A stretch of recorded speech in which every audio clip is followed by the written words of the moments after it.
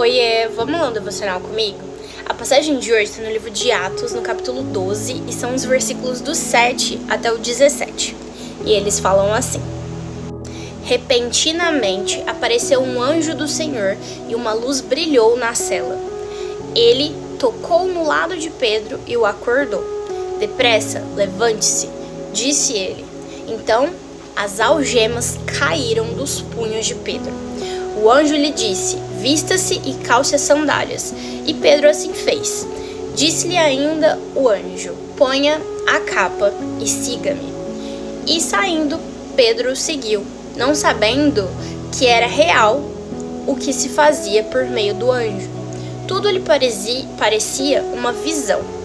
Passaram a primeira e a segunda guarda e chegaram ao portão de ferro que dava para a cidade. Este se abriu por si mesmo para eles, e passaram. Tendo saído, caminharam ao longo de uma rua, e de repente o anjo o deixou. Então Pedro caiu em si e disse: agora sei sem nenhuma dúvida que o Senhor enviou o seu anjo e me libertou das mãos de Herodes e de tudo o que o povo judeu esperava.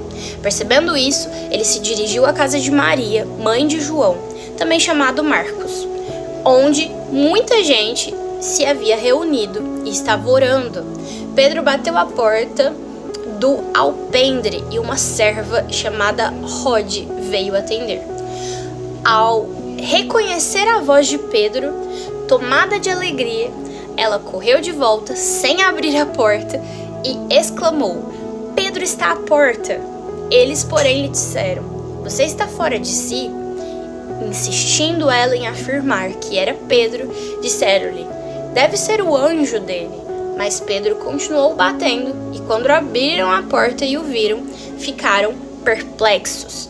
Mas ele, fazendo-lhe sinal para que se calassem, descreveu como o Senhor o havia tirado da prisão e disse: contem isso a Tiago e aos irmãos. Então saiu e foi para o outro lugar.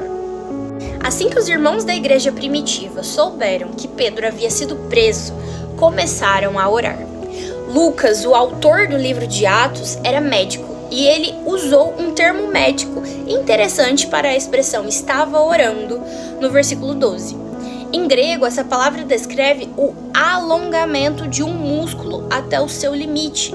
A frase poderia ser traduzida para a oração estendida até o seu limite estava sendo feita pela igreja em favor de Pedro. A oração sincera, ela tem poder. Não porque ela pode mudar a mente ou os planos de Deus, mas porque demonstra que o nosso coração se preocupa apaixonadamente com as mesmas coisas que o nosso Deus Pai. Este é o cumprimento da promessa de Jesus.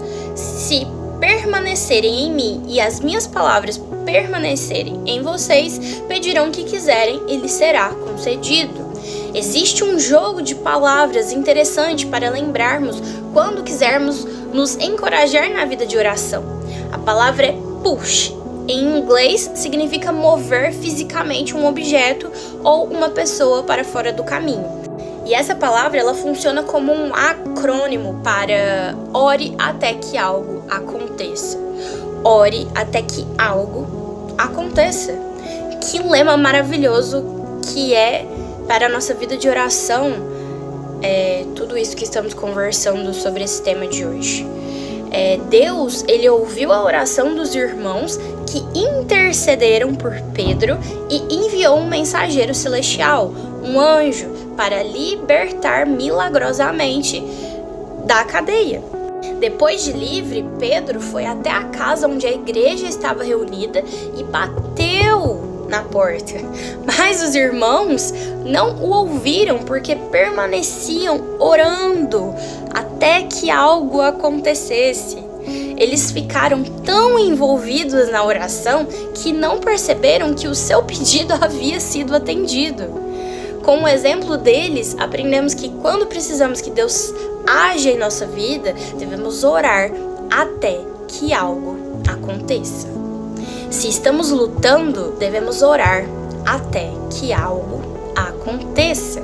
Se estamos enfrentando grandes dificuldades, devemos orar até que algo aconteça. Se precisamos de alguma mudança de mente, devemos orar até que algo aconteça. Eu acho que deu para entender, né? Ore, independente do motivo, até que algo aconteça. Vamos começar a orar hoje e continuar orando com perseverança pelo poder do Espírito Santo, até vermos Deus agir em nosso favor. Amém? Então fiquem bem. Espero vocês amanhã para o tema que o Senhor preparar para nós. E não se esqueça, ore até que algo aconteça. Um beijo e tchau, tchau. Até amanhã.